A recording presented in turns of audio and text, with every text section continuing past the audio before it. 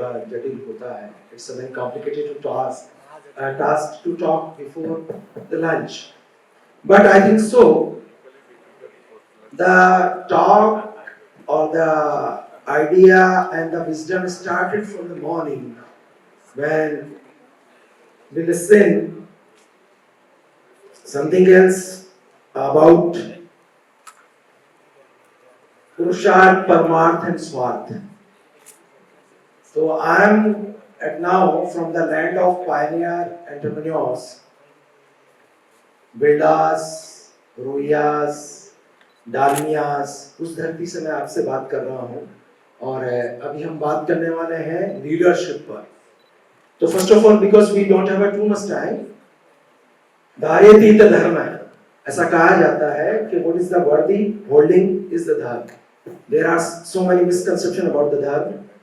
सो एक लीडर के लिए लीडरशिप होना या बीइंग एंटरप्रेन्योर है लीडरशिप होना या बीइंग एचआर हेड या एचआर प्रोफेशनल होने के नाते लीडरशिप होना. तो हमारे बीच जो हमारे स्पीकर हैं Naresh Kumar Pinnisetty sir. Naresh Kumar is a postgraduate in Human Resource Management with an executive MBA from Copenhagen Business School, Denmark, and passed out his BL from Bachelor of Law, College of Law in Andhra University. Subsequently, he pursued MA in Psychology from there. And Naresh is presently associate with Deepak Fertilizers and Petrochemicals, Corporation Limited as a group president. So, without taking much time, sir. You should be. Thank you for the brief introduction. I know I'm standing between you and the lunch. In fact, I'm hungry. I had my breakfast at 8 o'clock, but let's make it interesting. Yeah? So, the topic for my presentation is the 3 misconceptions which the managers nurture in organizations. We are coming from spirituality to the corporate world now. So, we had a wonderful session from Sadhvi.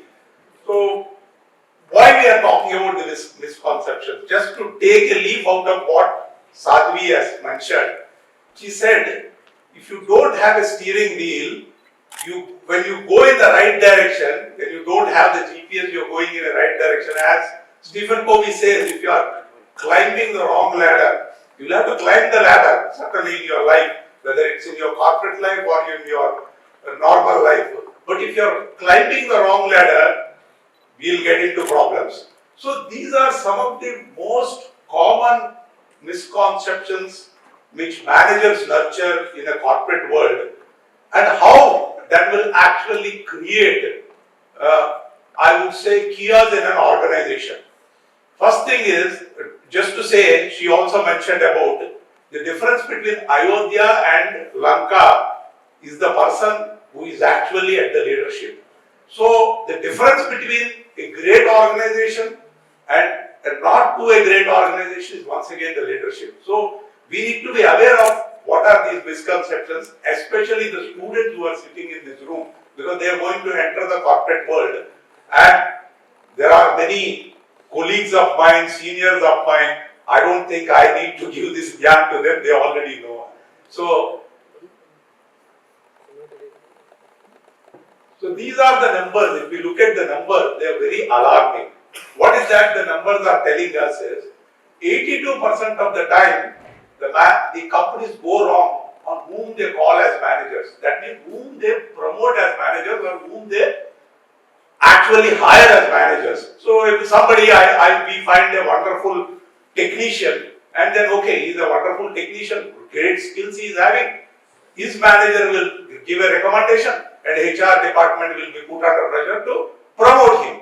What we end up is, we lose a good technician and we end up with a wrong manager, because it is people management. No? Ultimately, at the end of the day, somebody was talking in the morning, the IPS officer was saying, how do you manage people depends your success. So, and another one is the American Psychological Association. They say, the employees say, even today, if some of you are sitting here, who is the greatest source of your stress? It's your manager.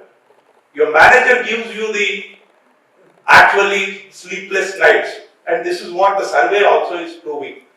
And the next one, if we look at in North America and Asia, this survey says an article in Harvard Business Review, Hang On to Your High Potential, it says that they do not have enough talent to actually nominate them as managers or promote them as managers.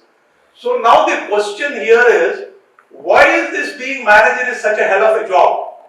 What are we looking at? We have managers, no? We have so many managers in India itself, and we are saying we don't have the right capabilities, right people as managers at the helm of affairs.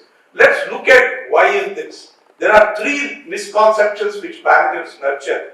This is because it's innate to us, and we think we know everything when we become managers. Like Sadhvi was saying, when she came out of Stanford, she thought she knew everything. So this is some of the misconceptions we nurture, and we need to learn as we make this corporate journey. So let's look at this. When we are hiring people, what do we look at? We do an interview and we ask him some questions, and a wise like guy sitting like me who doesn't understand technical things, I will ask some questions. Tell me about yourself, what is your great strength, what is your development need. I ask all those questions and then we select the person. What are we looking at? We are looking at his pedigree. Oh, this guy is coming from IIM, this guy is coming from IIT, or this guy is coming from an Ivy League university. We should hire him, because what we look at when we are hiring people is a threshold of IQ at 120, intelligence quotient. No? If that guy is having an IQ of 120, okay, this guy is okay, we will hire him as a manager.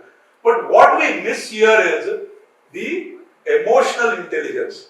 This is which makes the difference between a good manager and a bad manager. Because we end up hiring people with high IQ, but we don't even look at emotional intelligence. You know emotional intelligence, I don't have to tell you about it. So we need to also have a threshold for emotional intelligence when we are hiring people. You may ask me what we are doing.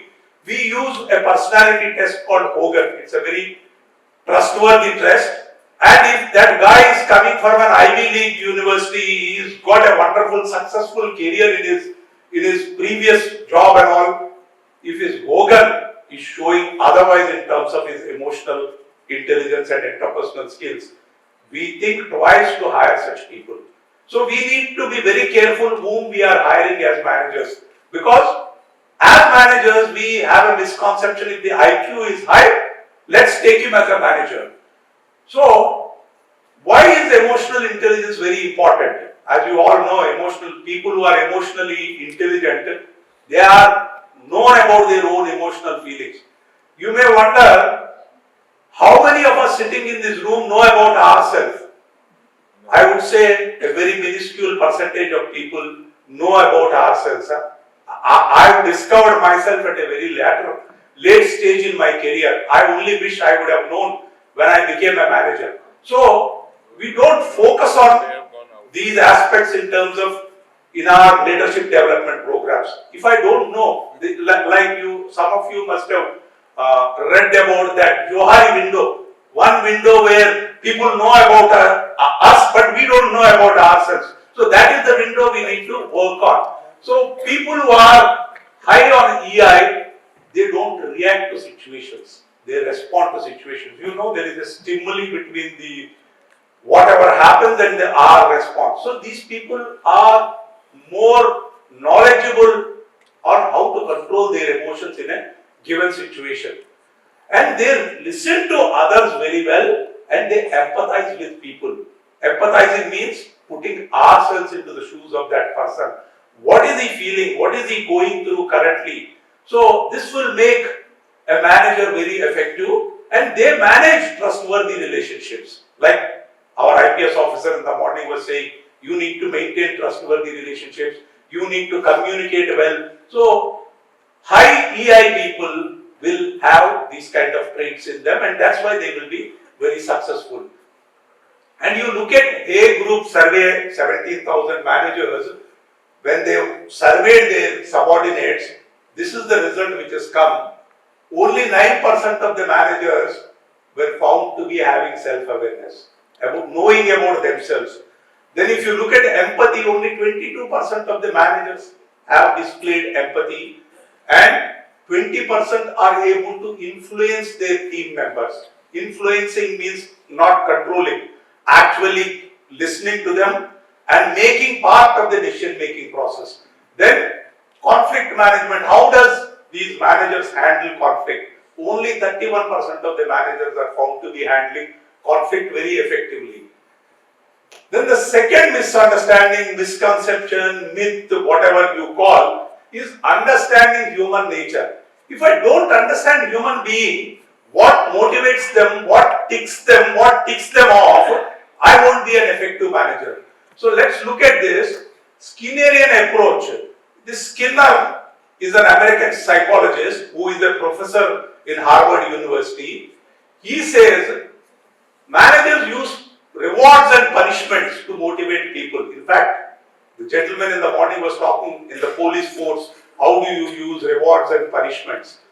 This is a misconception which managers nurture. Okay, if he has done something well, you reward him, you give him some money, incentive or some best employee reward. And if he doesn't do well, he screws up something, okay, you give him a charge sheet, why don't you give him a warning, do something, suspend him. This is what he calls it carrot and stick policy. We all know what is carrot and stick policy. And Herzberg, who is the propagator of two-factor theory.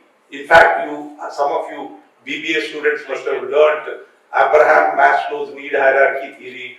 Then you have Douglas McGregor's theory X and theory Y. And from that, Herzberg has improved upon that theory. He called it two-factor theory.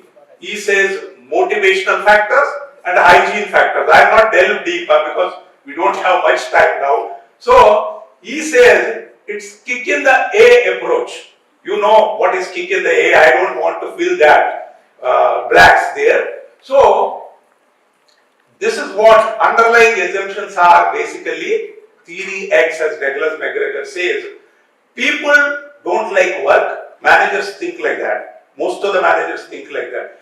They need supervision. They will be very happy if they don't work. They attend office or attend work. They want to actually while away. They don't want to work. And you need to supervise them, push them, and if you reward them, they will work. This is a serious misconception. According to the survey which we have, we will look at some examples to prove why this is a misconception. So here is an old man. He is looking like an egg, So he was strolling in the park. He goes for a walk because he is also hefty, he is obese. So he goes for a walk in the park every day. And what happens is, there are some children, some guys, I used to be like that when I was that age. These guys used to heckle him. They used to call him names and then they used to take fun of this old man. So this old man got pestered with this. Every day he goes for a walk and these hooligan children comes and actually heckles him, uses all sorts of harassing language and all. Then this guy gets an idea. What is that idea? He says, let me give 20 rupees each to all these boys who are heckling me. And he keeps giving money. Every day he goes to the park, these boys are after him, and he keeps giving money. So, this continues for some time. And then after some time, how many 20 rupees he is going to shell out? What he does is, this old man gets an idea once again. He says, I will not give money any longer. I will stop giving money. Let's see what happens. Let them heckle me. Surprisingly, what happens? These guys stop heckling him. Why did that happen? Can anyone tell me? Why did that happen? They were heckling him. This guy was actually bribing them to stop them from heckling. But then he removed the reward. And what happened? They stopped heckling him. Why did it happen like that? They should heckle, not to get money. Why were they heckling in the first instance? Can anyone tell me? If you're having fun, why are you having fun? Even if you're crossing the line, because you're getting the kick out of it. You're enjoying. This old man, by introducing reward in an element of fun, he removed the element of fun. And these people started looking for reward and they lost interest in having fun. Money has actually taken away the interest from fun. This is what has happened. And this is a real life incident. So now let us look at another example here. This is called crowding out effect. The behavioral psychologists call it crowding effect. I will not bore you with who are the guys who has done all these experiments and all.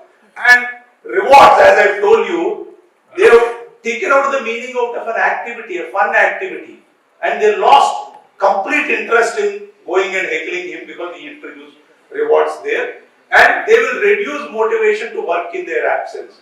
But what as managers we do? I'll tell you an example also. I've been in the corporate world for 40 years, mostly in HR. Some guy in some department will resign, his manager will come to me and he will say, he is getting 20% extra in that company, you should pay him that. Do you think it's a viable proposition? Why is he leaving? He is working with a manager who is low on EI. People leave managers, they don't leave organizations. So he got fed up with his manager, he is leaving, he is taking up another job. The very manager comes and tells me, we will match what that other company is giving, so he will stay. First of all, why any employee puts in a resignation? Because he is not happy with the situation in the organization, more so with the manager.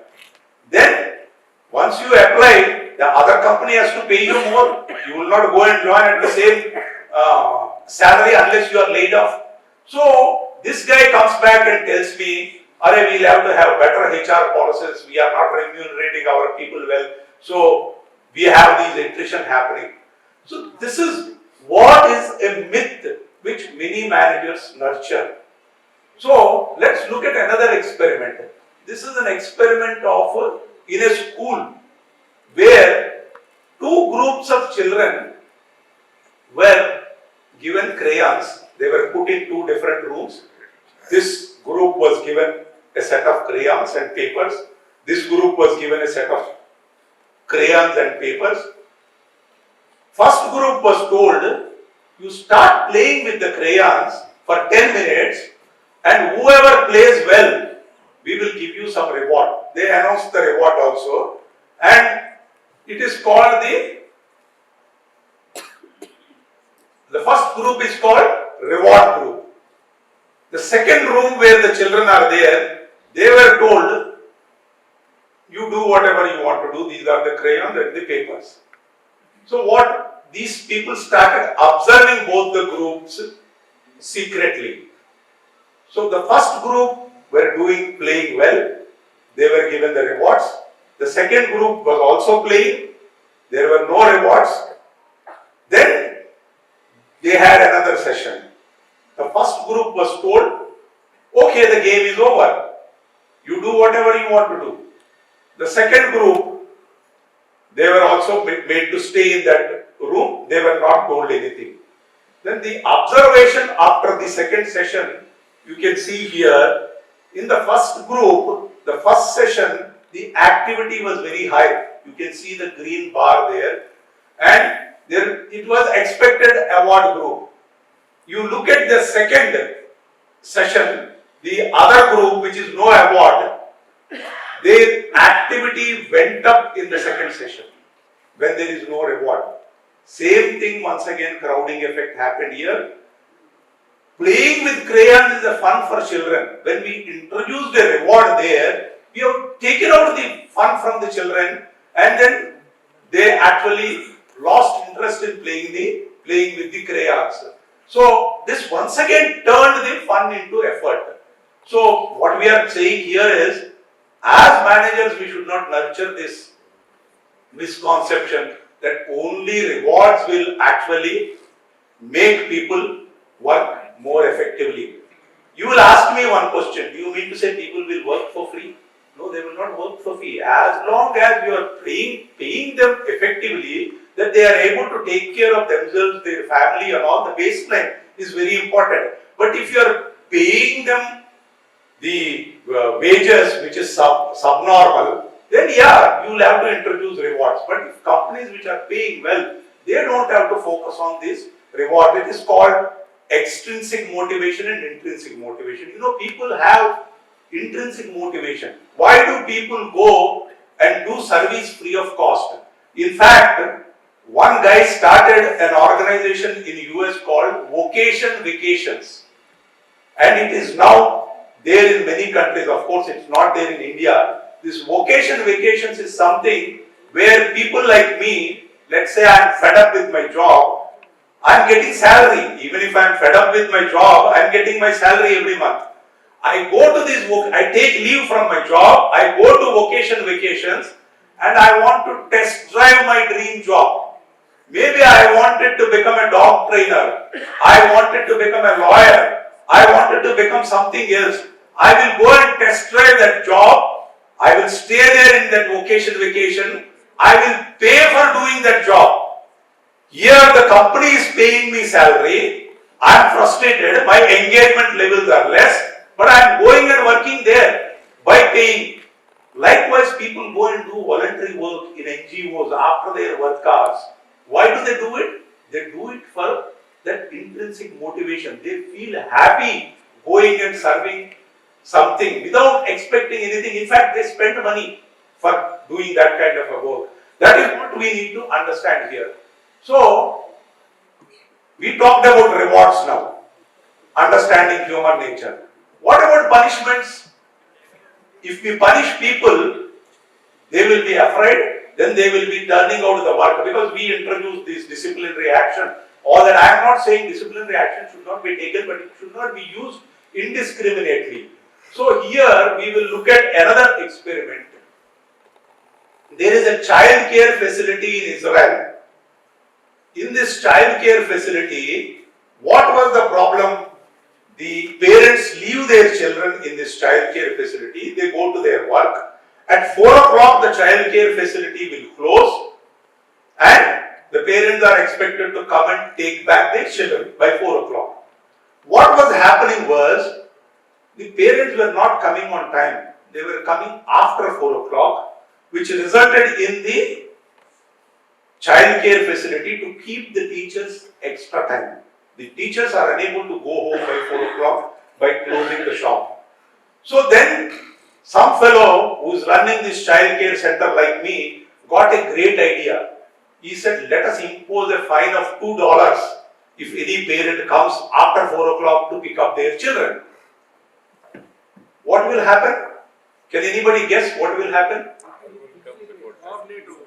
और late हो गया. Why? You are right. Why और late क्यों हो गया? Come here. Okay, I'm sorry. Yeah. So this is the result you can see. The warm underneath in white was the late. Let's say it's about 10 minutes. They used to come late. This is a analysis taken for 20 months in the child care center. Previous 20 months, it was an average of 10 minutes. What happened after they introduced this fine? It has gone up, doubled. It went up to 20 minutes. This is in Journal of Legal Studies, I have taken this. A fine is a price. So, if you are actually imposing fine, the child care center thought everybody should come on time and pick it up. Then they thought, okay, we are paying fine, no? Let's go and take aram se. This is what has happened. In an organization also, when we use disciplinary action indiscriminately, people will only do whatever they are expected to do. They will do whatever the bottom line which is expected from them, and they will not go beyond their call of duty. They don't go the extra mile. Organizations today want employees to display ownership. They should feel like they own the company. That is why ESOPs, all those things are company. Once again, it is a reward. So they'll have to go the extra mile, they'll have to get engaged with the company. This is what we are looking at, but it turned out to be counterproductive.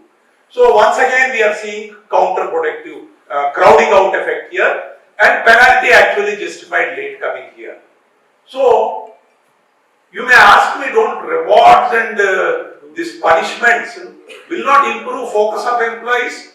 It's a wonderful question, no? Yes, people will be very careful, they will not cross the line.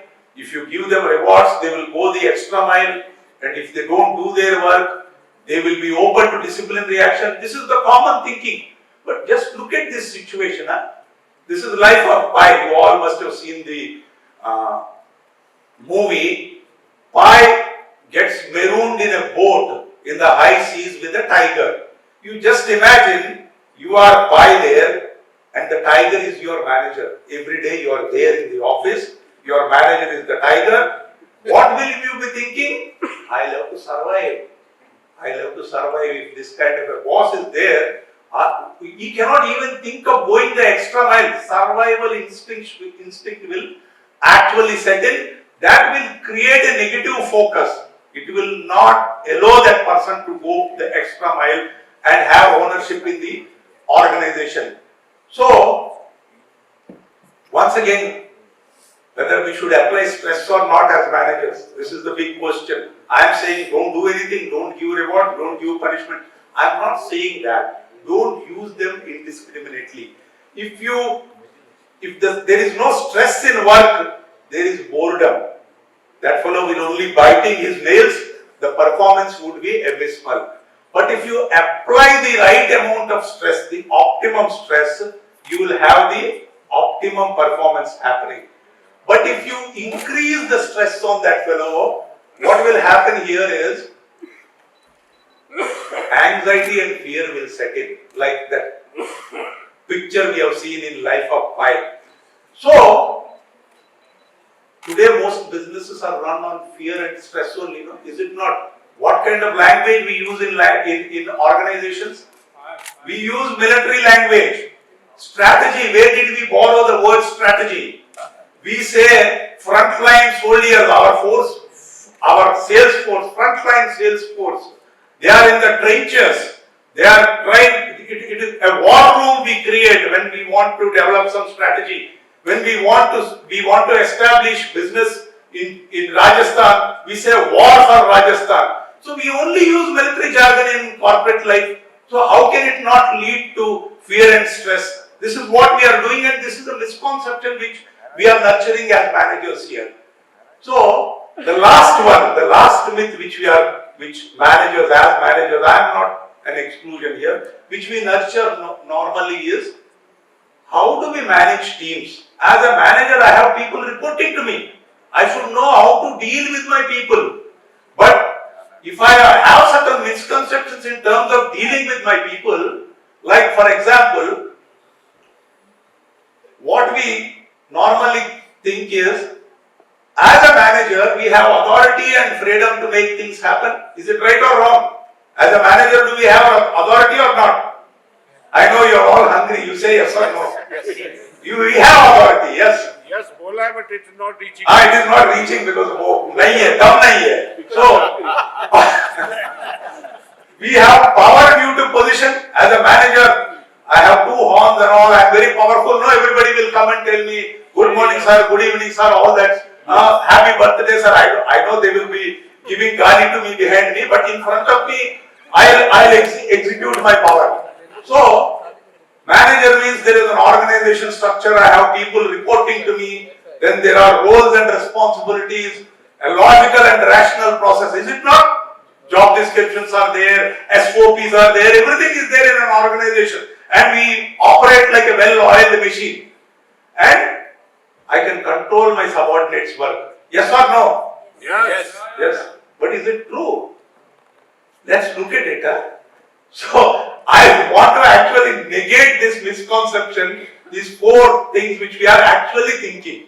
So here, this is the role of a manager. You see, so many people are after him. When we go to the office, There are demands from our customers. There will be demand from my supervisor. There will be demand from my... So, I am like a fish in a pond. This is the situation of a manager. And we are saying we have a lot of freedom and authority. Where is the freedom and authority coming from? We are responsible for deliverables. At the end of the day, we have a set of KRAs and we will have to run through those KRAs and then we will have to achieve those goals by the end of the year, and we are pulled in all directions as managers. It's management is not an easy job. Management is a tough job. If people cannot handle tough situations, I would request them not to become managers. Manager means people manager who have the responsibility of dealing with team members. So let's look at the second thing, power due to position. Unless I win trust of my subordinates, do you think they will bother about me? Let's say I joined this company 11 years ago. I know how the situation was. They will think this joker has come as if we don't know. They brought a joker from outside, they should have promoted from within. All these things, dynamics will be there in an organization. Until I show my capability, until I win the trust of my team members, I cannot have power due to the position. Then if you look at the analysis, say for example, this is a research report I have taken.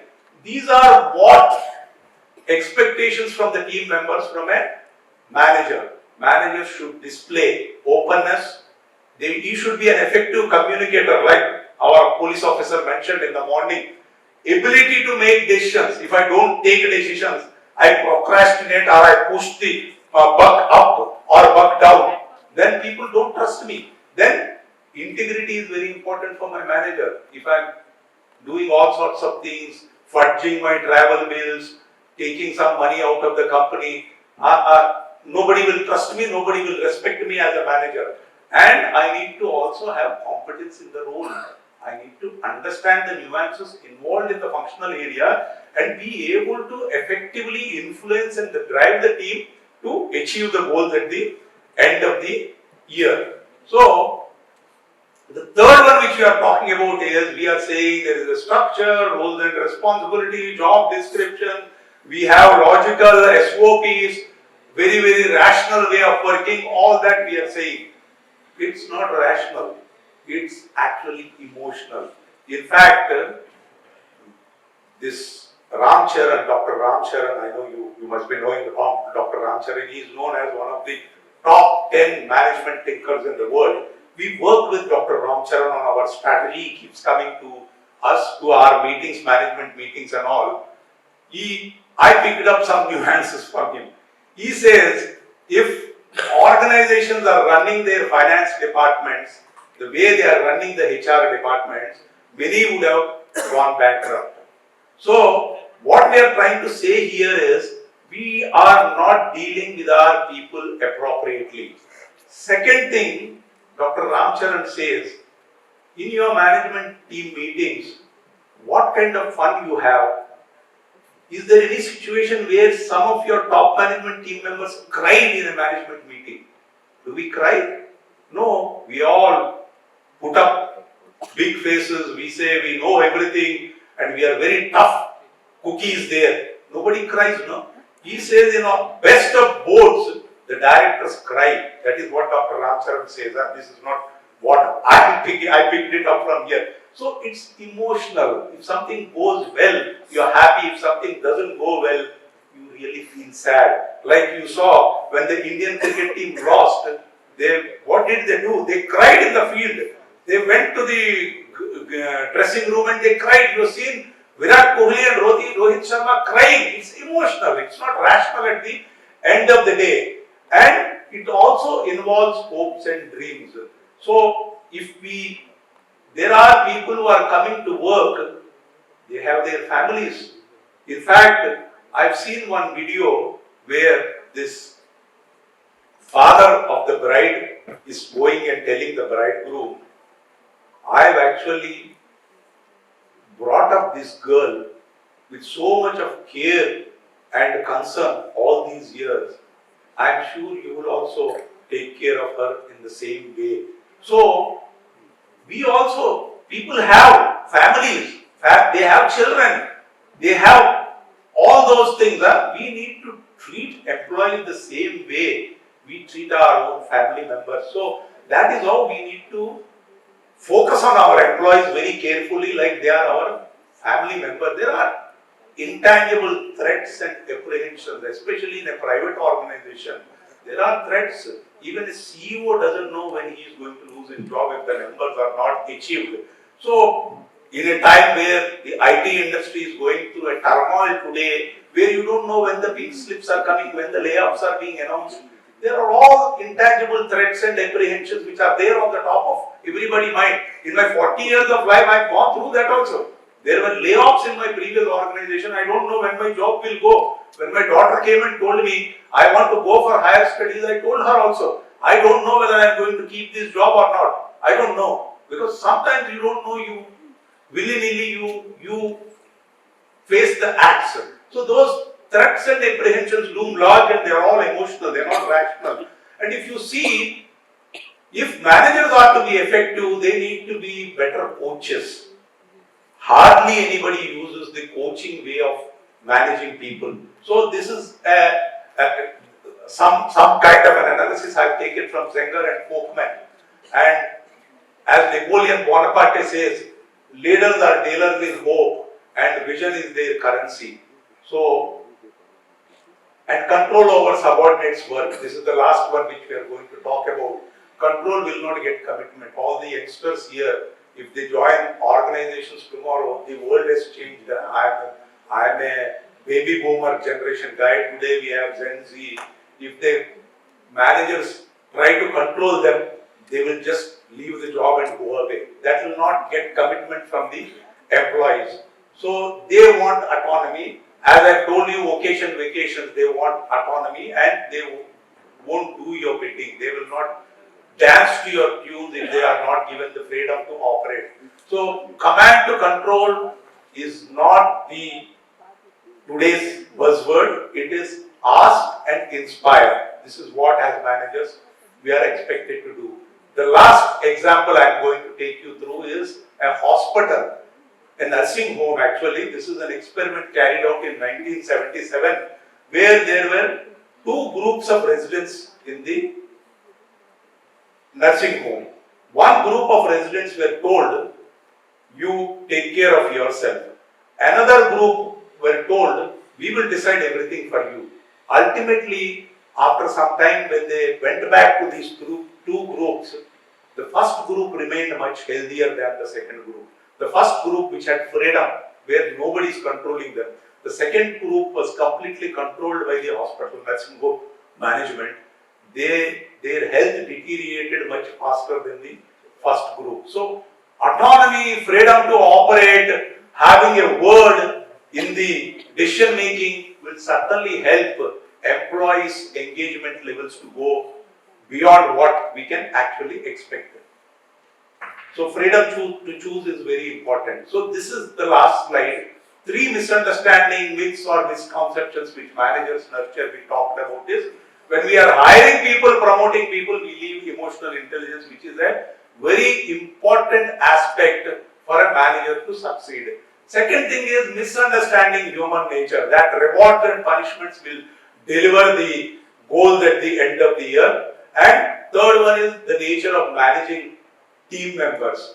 This is what we have discussed. Thank you so much for your patience despite being on a hungry stomach. Thank you so much. And thanks to ISTD Jaipur and the management of ISTD at the headquarters for giving me this opportunity to share my thoughts with you. Thank you so much. Thank you. Thanks a lot, Naresh Kumar, Pinesetti sir. Such a wonderful. Actually, I am facing this one problem in my team also nowadays. So recently, I got the threat from one fellow of my team: EQ, IQ, reward, punishment, and ask and inspire. We can talk a lot about these one, but only one question, or either we can ask question during the lunch. They all have had their lunch today. Yes. So, Upadhyaya sir given directions to me that lunch is calling to us. Sir. If you have a very, very wonderful eye-opening session, and I think there is a lot of things you can ask to him. So during the lunch, One question. one Check question. the Okay, authority. Mehtaji, provide me.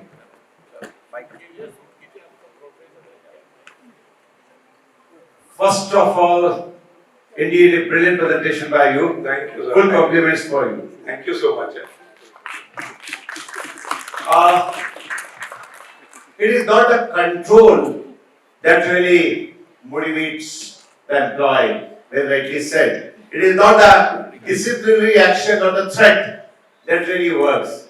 And moreover, it is not a reward nowadays that is working. Particularly in case of government employees, I have seen. So, can you tell us that what really motivates an employee to work in the organization? What leaders should do? Because I have seen that whenever you trust your employees, when you give them the autonomy and the freedom, even then they are misusing it. So still I feel all these motivational theories, right from the traditional theories to the most modern theories, they have failed. And still I think one thing, that is the culture of the organization and that integrity character of the leader, his reputation, that still really works. Otherwise all these motivational theories have failed. Thank you. I agree. Thank you so much. As you said, no, the bottleneck is always at the top of the bottle.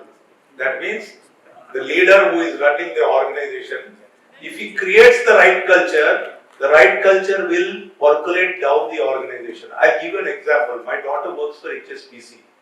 In HSBC, if somebody falls sick, there is no number of sick leaves. If somebody falls sick, you take leave. When my daughter joined HSBC long time ago, when she fell sick, for 3 days, she went there with a medical certificate. She went to the manager. She said, "Sir, I have fallen sick. I am applying 3 days sick leave. This is my medical certificate." What his manager said, "No, I don't want to look at any medical certificate. I trust you more than the doctor. If you are sick, you are sick." And there are no number of sick leaves in HSBC for your information. If you are sick for 2 months, in a year you are sick. And you don't even have to produce an evidence to show that you are sick. I am also baby boomer like you, no? So I asked her, "Don't people cheat?" She said, "No, they don't cheat. If you have created that kind of an environment in an organization, people will not cheat." So this is a misconception we feel, if we give them the opportunity, this kind of leverage, they will misuse it. They will not misuse it. I don't know about government organizations because I don't want to comment on that. But I can tell you, in one conference like this, their head of HR came, one big bank, I don't want to name the bank. It's a notorious bank, I don't want to name it, you know. It was a workshop on employee engagement. He said, "Our bank has the highest employee engagement." Then I asked him, "How?" He said, "We don't have any attrition." But I did not want to challenge him because that bank is known as, there are more people inside the counter than the customers. And there is a series, anytime you go 3 o'clock, there will be lunchtime in that bank. And they are highly motivated, highly engaged employees, it seems. So the definition of engagement itself we got wrong. The definition of engagement is the willingness to stay and the willingness to go the extra mile. They don't go extra mile. If a customer comes, they look at him like trash. They don't care. Why is this fellow disturbing me? Air India used to be like that till recently.